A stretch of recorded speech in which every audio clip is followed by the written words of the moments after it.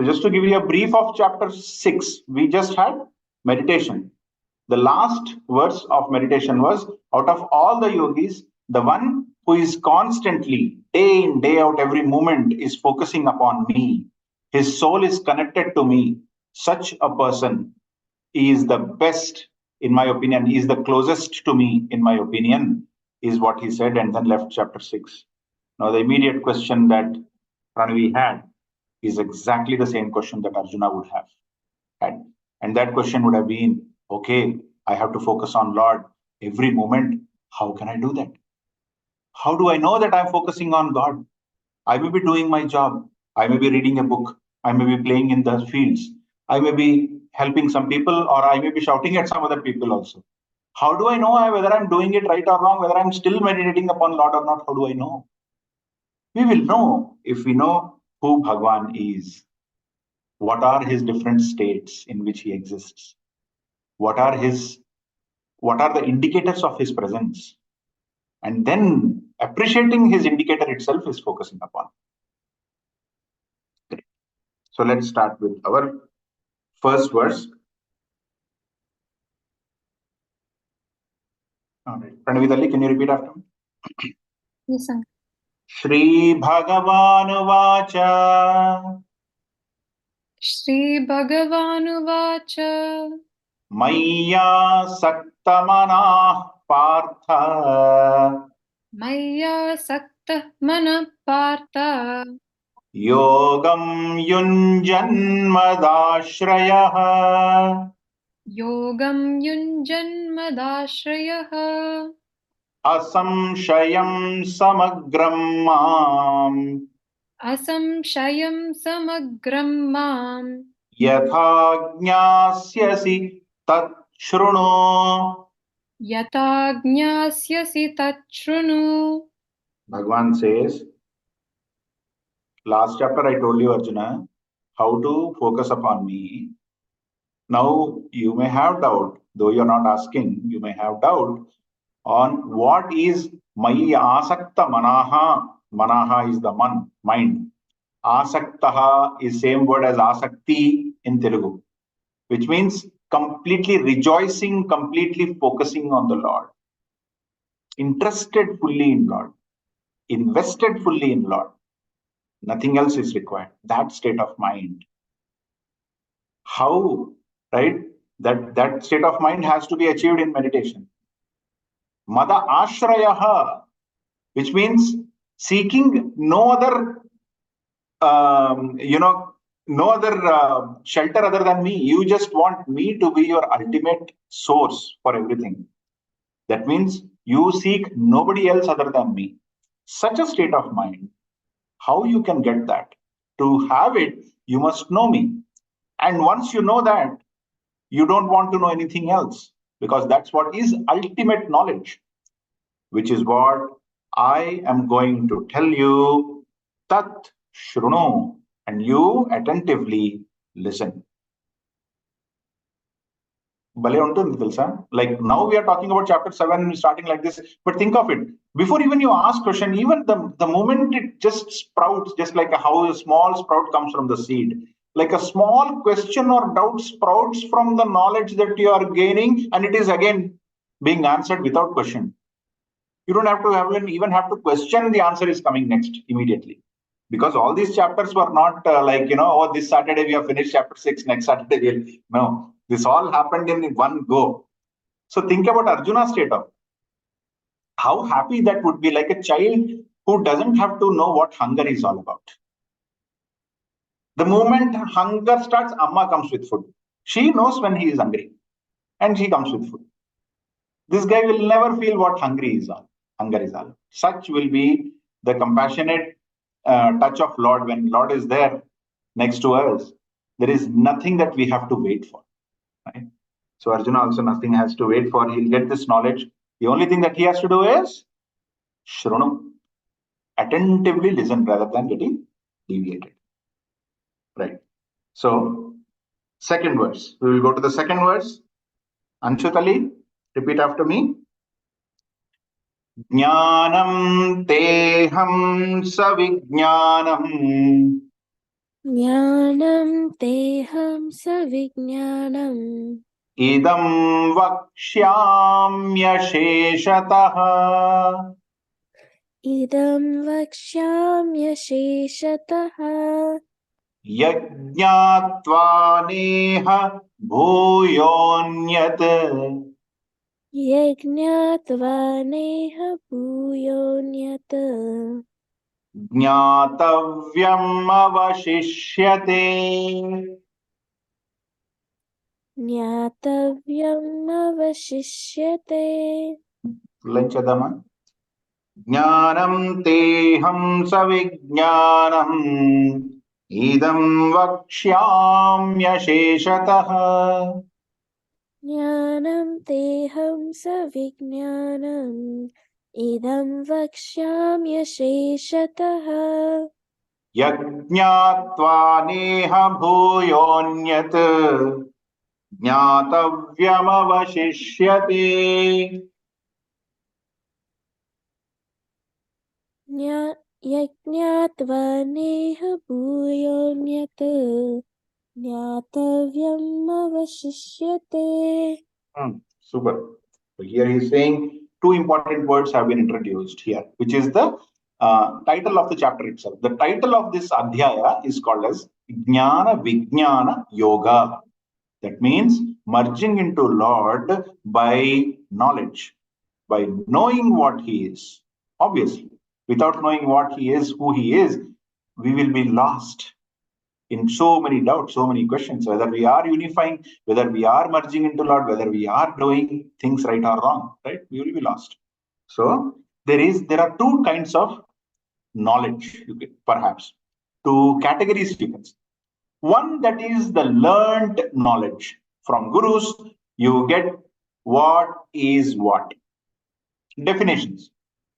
The best examples that most of the saints have given is that, everybody knows that when I give you a jar of honey and I tell you that this is the sweetest that you can ever have. Honey is the sweetest element that you can extract from the nature. So now I tell you that, but that's just a knowledge. That's just a knowledge that you have learned from someone, a fact that you have learned from someone by Shraddha, by having complete faith in those words. You've learned something. But if I ask you, how does it taste? What happens to your tongue? What happens to your eyes? What kind of feelings do you get when you taste it? You will not be able to answer. Because those are something that cannot be taught. Those can be realized. By doing sadhana, by applying the knowledge in real life, when you get an experience of something, and when your soul is aware of that experience is called as wisdom. A wisdom is also a knowledge through experience. And experience is something that requires the base knowledge. Through base knowledge that you have learned, you apply it on a regular basis. Through those, you record your observations. See how scientific it is. Through those observations, you come to a conclusion, and that conclusion is your experience. Somebody else doing it in a different way, applying it in a different way, may have a different experience. Each one's experience is their individual wisdom. But when you apply the same steps, for example, if you connect the wires in the same way as shown in the circuit board, you will exactly go through the same experience. Switch on, switch off, light off. That experience is not going to change for anybody as long as they are following the circuit diagram and connecting the components in the same way as mentioned in the diagram. Knowledge is there. The diagram itself is the knowledge. The application also, if I connect it wrongly, I know what is to be done, but I do it wrongly.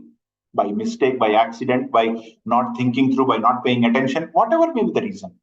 I do it, apply it wrongly, I get a different experience. And I say, all this meditation and all waste, nothing happens, I get sleep, actually.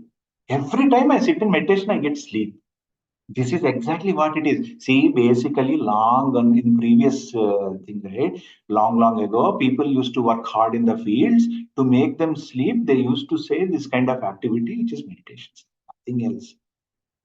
This is his experience, beautiful experience. Because the previous day, previous night, this fellow would have eaten full of cheese, 2, 3, 4, 5 slices of cheese pizza, and then trying to do meditation next time morning immediately. Obviously, there will be sleep that will continue because of the tamoguna. That person will not know, because what is explained, you remember, right? In the chapter 6, what we learned? Not too much to eat, not too light to eat. You don't have to fast. You don't have to eat too much. Stay moderate. You do not sleep too much. You do not be awake too much. Be moderate. Did you follow that, Mr. Pavan? No. Then, if you don't follow that, if you don't follow the circuit diagram, and what is that?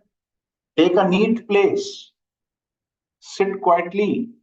You are in the middle of some TV running, and this whole thing is a mess. You have left out clothes are lying here and there, and you're sitting in the middle of all of that and trying to meditate. Obviously, you will be distracted. And that whole environment is such that you will get to sleep just like a cockroach sleeps in the middle of drain. You will be sleeping there. And now you are questioning what? All these scriptures are. That is my experience. So the knowledge, when applied as mentioned, as prescribed by the Shastras, going through that experience again and again and again and again, one would realize what Paramatma is as mentioned in the scriptures as well. That is meditation.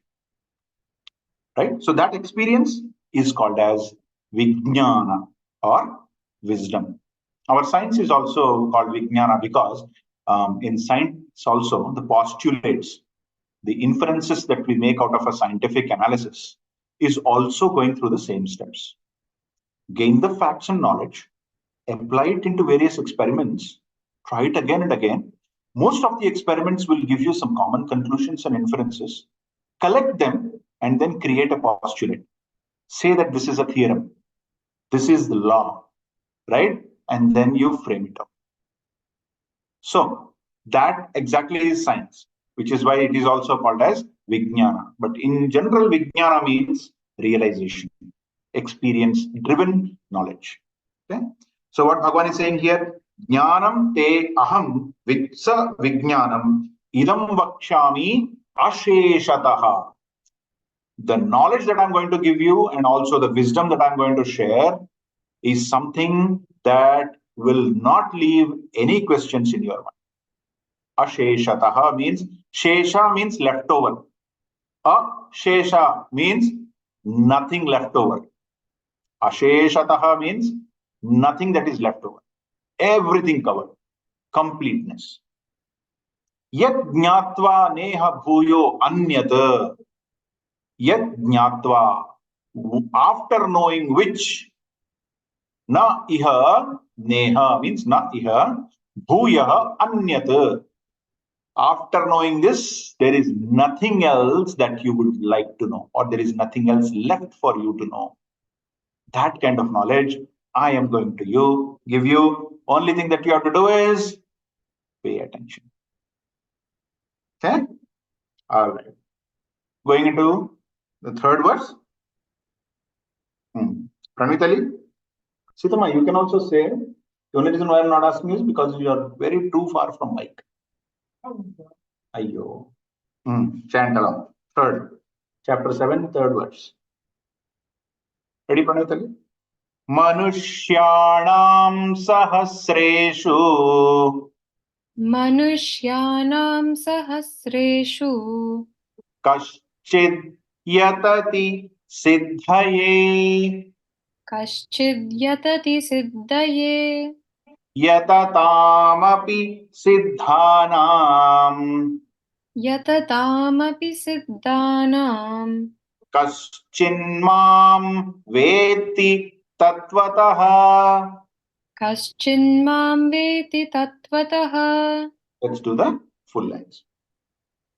मनुष्याणां सहस्रेषु कश्चिद्यतति सिद्धये मनुष्याणां सहस्रेषु कश्चिद्यतति सिद्धये यततामपि सिद्धानां कश्चिन्मां वेत्ति तत्त्वतः यततामपि सिद्धानां कश्चिन्मां वेत्ति तत्त्वतः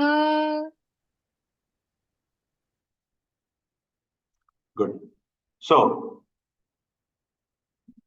Manushyanam Sahasreshu, thousands out of men, many, you know, right, how many men would exist, population of this world. Out of all of the trillions and trillions of people, Sahasreshu, only thousands, people in only thousands will gain Siddhi. Siddhi means what?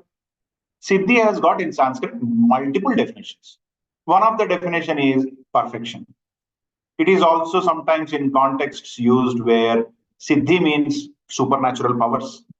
Siddhi means something which is not possible by a human being that you have is a Siddhi. Like you see a lot of sadhus and all, they bring things, chocolates and everything from their mouth. That also they call Siddhi. Okay. Now I don't question anybody, but that is their Siddhi. They say that is their Siddhi. Whether it's even a magic also, magic is also a Siddhi only, right? You don't know what is happening. You cannot do it, but somebody else is doing it. They are walking on the air. They are creating an illusion that they are walking in the air, which you cannot do. That is Siddhi, their Siddhi. So anything that is really a super talent is Siddhi. But in Bhagavad Gita, Siddhi means perfection. Perfection in what? Perfection in the concept. Which concept here? We are talking as a continuation to meditation, right? So the perfection in meditation is Siddhi. So there will be thousands out of these trillions of this population who are blessed enough to go through this knowledge of Bhagavad Gita, be able to apply and say that you are moderately there, or at least you are able to gain the concept of meditation in completion. Even that is very difficult. There will be a lot of misconceptions. Killing all the misconceptions and understanding meditation, dhyana, bhakti in the right way possible itself is a great journey. You will have to negate yourself a lot many times. You have to say, oh, I used to think that Bhagwan is this. Oh, no. As per now, what I understand is this. Now you're changing your track every now and then. You are basically, the moment you are getting into these verses, you are constantly shaping up yourself, your thought process. Now, if you align to what your guru is thinking through, that is exactly where you are landing into the lane, the right structure. There are only thousands out of these millions that will fall into that trap. That itself is a great opportunity. What Bhagavan is saying, yatatam api, out of them though, siddhanam, out of all those siddha purushas who have gained that mastery in meditation, in understanding me, in knowing my ability, knowing what I am and what has to be performed and how it has to be performed, knowing all of that, kaschin mam vetti tattvataha. There are only few, kaschid, very few, very, very, very few who would know me. Know me in the sense wisdom. By jnana, everybody, these thousands of people who are getting this jnana, that itself is rare opportunity. But out of that, only a small portion will actually realize me. Those are we call them as karana janma. They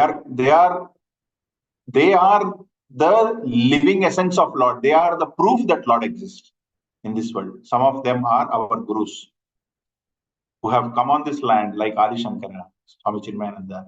They have come on this land for no gain. Their whole life, they have not built empires. All they have done is share knowledge and let people know what to live, how to live, and what is the end goal of life. That's the only thing they all taught. showed us how to walk the life. So that is one or two. Very, very few will get that opportunity, right? So such is the difficult nature. No, it is not difficult. Such is the power of mind to distract us even at the last minute. That's what it means. Even the Siddha Purushas can get deviated and will not be able to realize Lord, is what this means. We may talk for 2 hours, but we will still not be able to realize Lord, is what it means.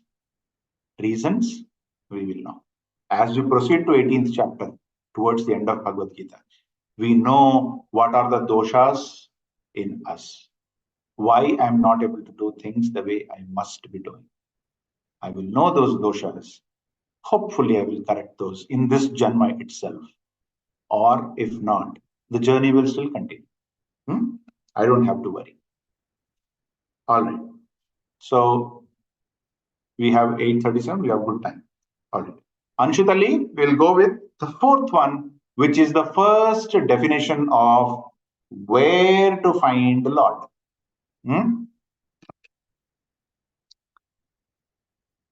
Bhumirapo nalo vayuh. भूमिरापो नलो वायुः Ham mano buddhirev cha.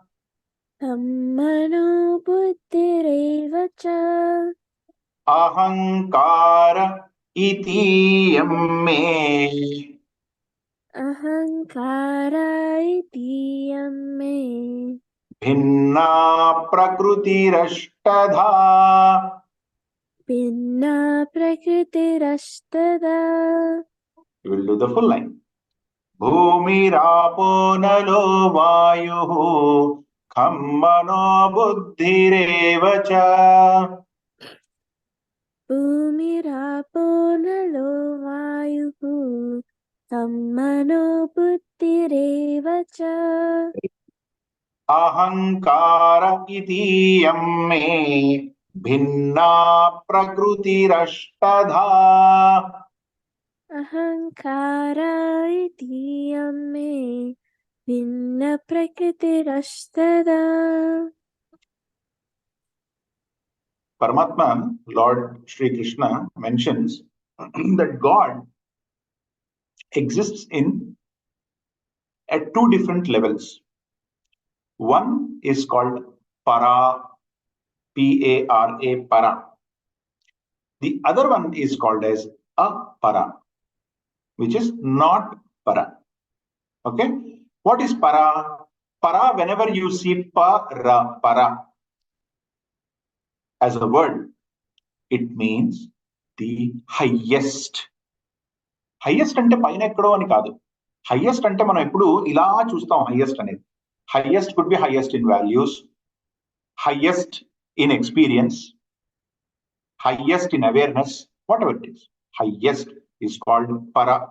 So let's say Paramatma, which means highest Atma, which is the superior most of all the Atmans, is one Lord. That's why we call him as Paramatma. Para means that. Apara means something which is lower.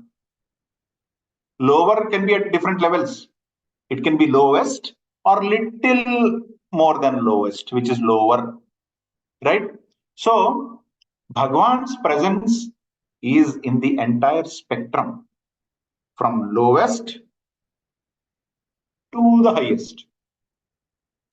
For example, in qualities. In qualities, when it comes to helping people, there could be helping without expectations, helping for some gain, name, fame, wealth, not helping and claiming that I helped. All these 3 are related to the concept of helping. Which one do you think is the lowest, Sheetal? Not helping and claiming I am helping it. Very good. Which one is the highest, Anshu? Which one is the highest form of helping? There are Giving your time. helping without any expectations. Helping without any expectations is the highest among these three, right? So one is para seva, the others are apara seva. Likewise, Bhagwan here is saying that the lower material world also has his presence. Now, answer to Paranavi's question. How do I know I can focus on Lord? Every time I cannot sit in the meditation. Every time I cannot control my thoughts and senses and everything. I have to lead this world. When I'm working, when I'm running in a competition and a competitive race, I have to run faster. I have to put my entire energy and focus on to the end goal. And I have to meet that. I cannot just sit in some nice corner and then start meditating because I have to participate in the race. Then you will still see his presence. What is he saying? Bhumi, apaha, anala, vayu, kham. These five. Bhumi, earth. Apaha, water. Anala, fire. Vayu, air. Kham, the space. Not stopping at those five. He is adding three more. What are those three? Mana, buddhi, ahankara. These three. Total 8. These 8, ashtadha, these 8 are 8 existence of me. Ahankara is also Paramatma. Next time when you see somebody as egoistic person, you have to see Bhagwan's presence in that ego. Why? See this. Ahankara itiyam me. I am that ahankara in them.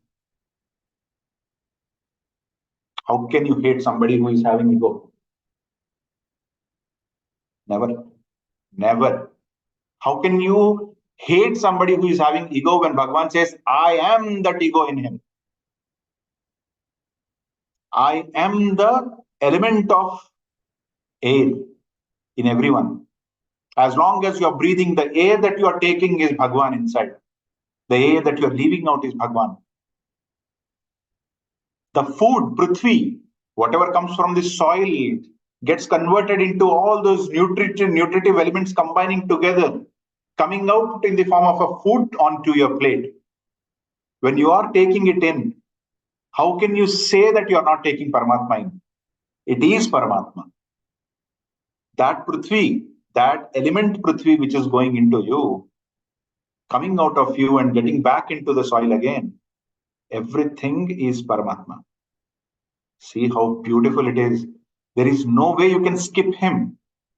The space, my body has space inside, and I am in the outside space as well.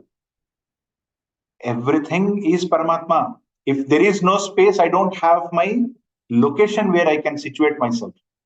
It is because of the space that I'm fitting my body in.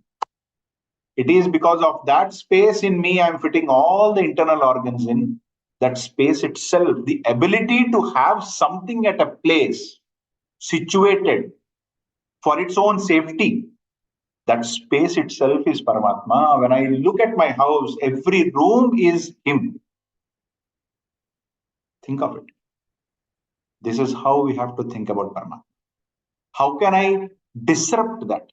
How can I keep it unclean?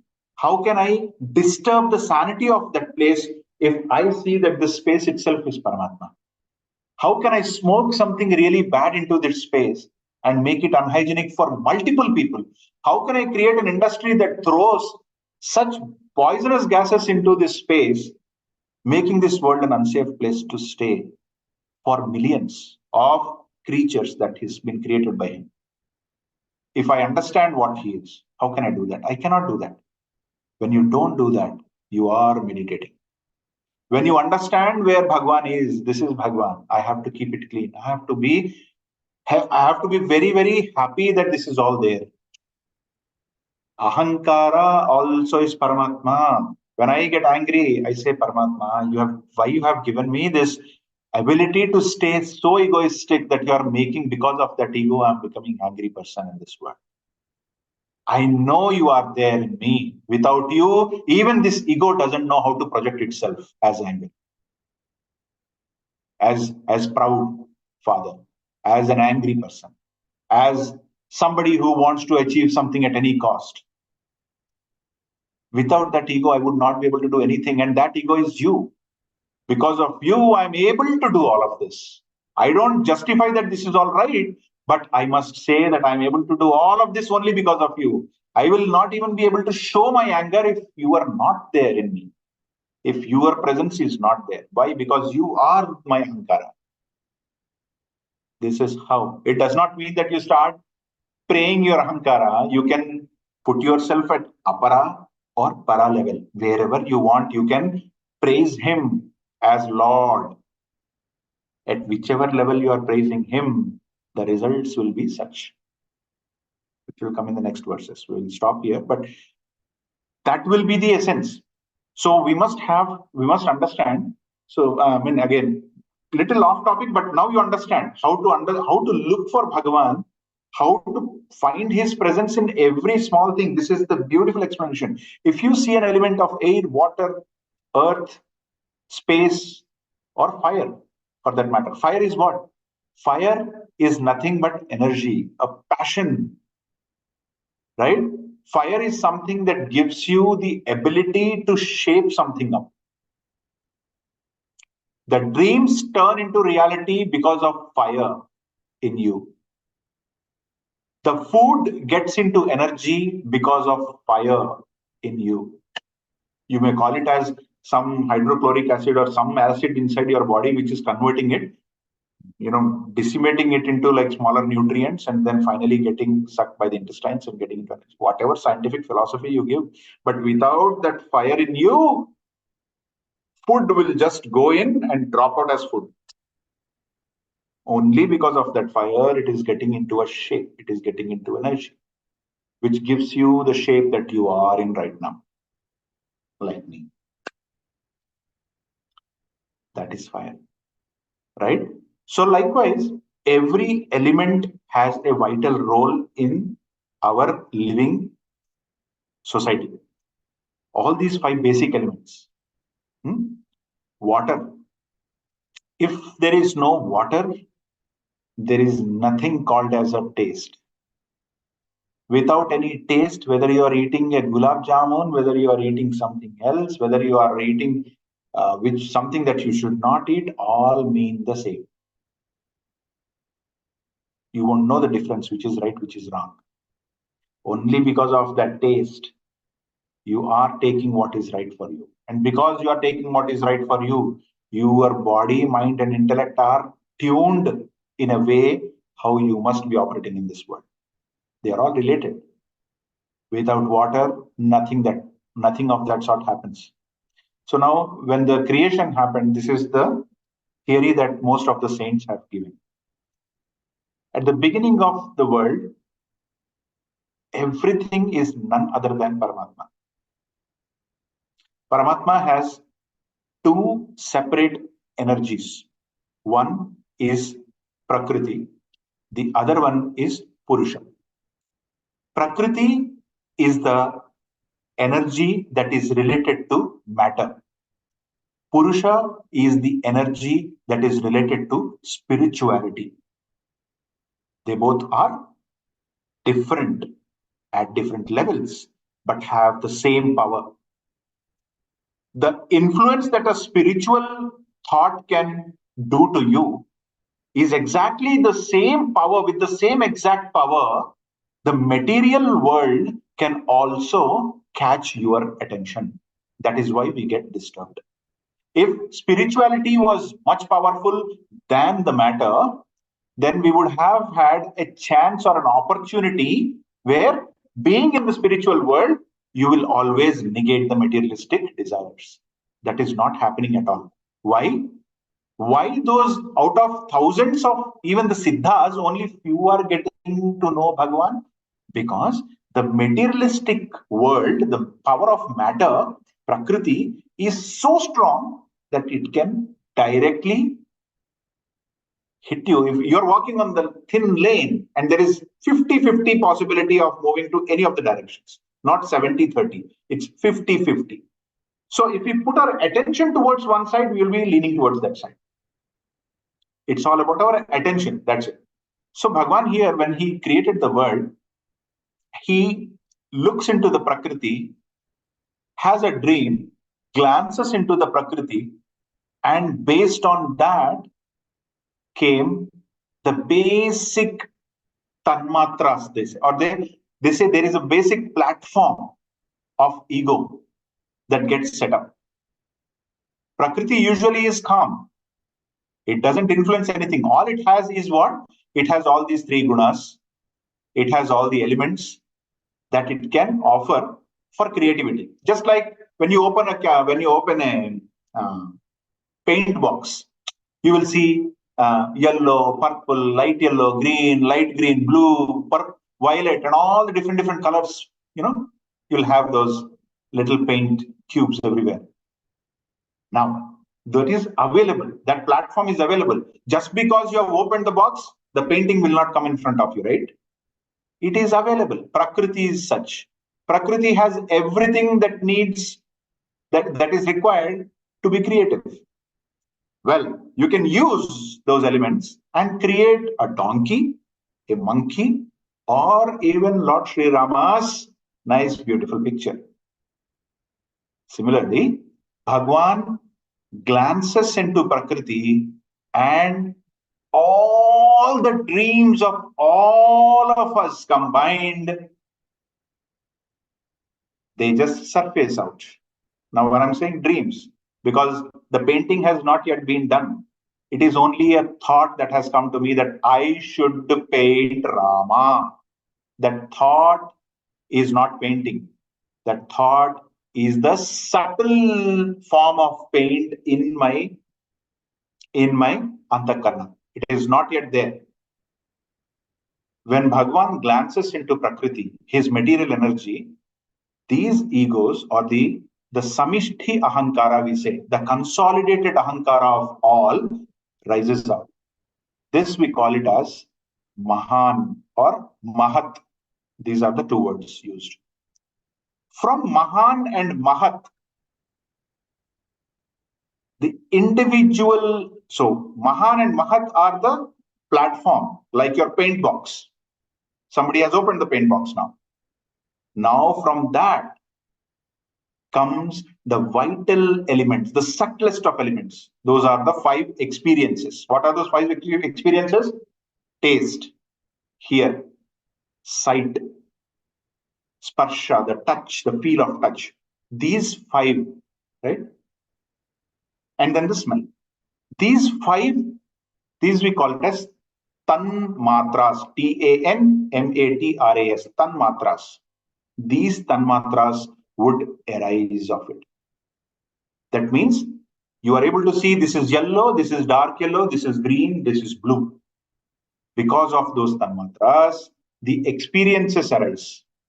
And from those samishti experiences of different wide permutations and combinations, each soul, which is a reflection of Paramatma, having a desire to fulfill something, uses that paint box, paints it, and gets a body. Gets a body. I want lot of food, morning till evening. I should be eating until somebody kills me. Tathastu, be a cockroach or a pig. Then I will pick the flavors of those experiences. And the moment I take those experiences will not create a body. What will create the body? The elements. So from tanmatras emerge the next layer, next lower layer, which is called Panchabhutas. See, first it was all Paramatma, right? Then evolved Prakriti. From Prakriti, Mahat. From Mahat, the Tanmatras, the subtle elements, subtle experiences. From Tanmatras came the Panchabhutas. To have that experience, smell you want, use Prithvi.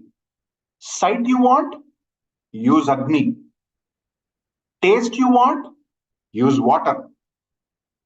Based on what you want, you put the proportions of these Panchabhutas in different permutations and combinations, and then create with those elements combined together, you form a body. That body may look like a pig, that may look like Pavan, that may look like somebody else. Or it may just look like nothing, like a rock. Nobody knows. Right? From those Panchabhutas comes the Sharira. And from Sharira, the word, the mind, intellect, everything comes from those Panchabhutas only. And once it is derived, it is packaged into a box called as Sharira. Then comes the Ahankara. It says, until then, the soul was just the observer. Until then, the individual soul who had the desire to paint Lord Rama's picture was just trying to do all of that. But once the Rama's picture is done, the soul thinks, I am that picture. It forgot that this is actually Lord Rama. It said, no, I am that picture. The soul starts thinking that to satisfy my desire, I have collected everything. I got a body now. I am the body is me. Me and the body are same. I am the body. But basically, this soul was none other than Bhagwan's own mini reflection, trying to manage all of this, support all of this, see everything is being worked out perfectly, and then be able to create a Sharira. Now, this association is Ahankara. That association is also Paramatma. Understood? So we will stop here. Maybe it will give you different thoughts. Sail in those thoughts for this week. And then we will see. Now, this is how the world, if somebody asks how the world is created, now our saints have given this method in Advaita. Bhagwan, this whole process has been delivered. It is there, not in here. It is there in various Puranas and Shastras. It has been mentioned, right? So, understand that Bhagwan's presence is in Bhumi, Apa, Anala, Vayu, Kham, Mana, Buddhi, Ahankara. 8. All these 8 folds of Prakriti, which are part of Prakriti, are none other than him. In fact, the Prakriti himself, the Prakriti herself, is him. Understood? All right. We'll continue further in the next session. Any subtle thoughts that are coming to you? Any questions? Any doubts? Anything that you want to talk? Anshu? No. Next time when you are eating food, you have to be very careful. Huh? You are accepting Lord Sri Krishna, taking inside. So when you throw something into the garbage, of course, garbage, everything is him. So you can think like that, or you can also think, oh, how I can like throw this food away. I should have taken only less, whatever is needed. I will not waste now onwards. That is a decision that you can take as well. I'm not saying you waste food. You are a very good guy. I've seen that. But there are many who waste food. For them, they should at least realize that his presence is in everything. Kanvitali, you are clear? Yes, uncle. All right, Nana. So we'll end up the session with the prayers.